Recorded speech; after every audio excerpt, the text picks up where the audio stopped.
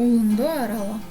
Шығыс теңізіндегі Кёнсон-Пукто провинциясының аумағында жататын жалғыз турист қалашығы.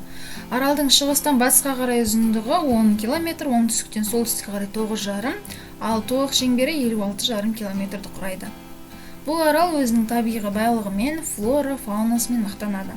Археологиялық зерттеулерге сәйкес, аралды алғаш біздің заманымызға дейін 1-ші мыңжылдықта мекендеген.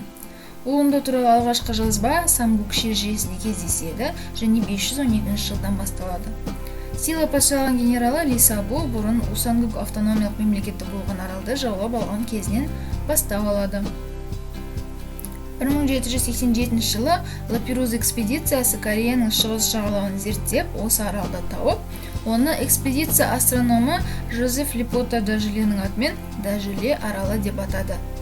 Аралдың картасын 1887-88 жылдары корвет географтары құрастырып, ол карта 1889 жылы жарық көрді. 20 ғасырға дейін Еуропа мен Ресейде аралды Дажеле деп атап келді.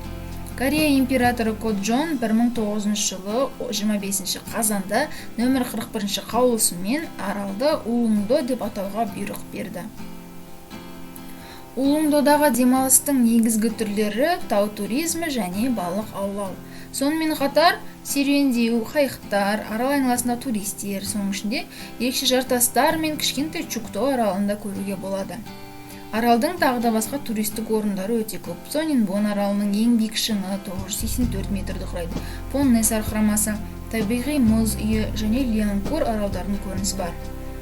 Аралдың орналасқан жері Кёнсон-Пукто провинциясы және Улунгун уезді.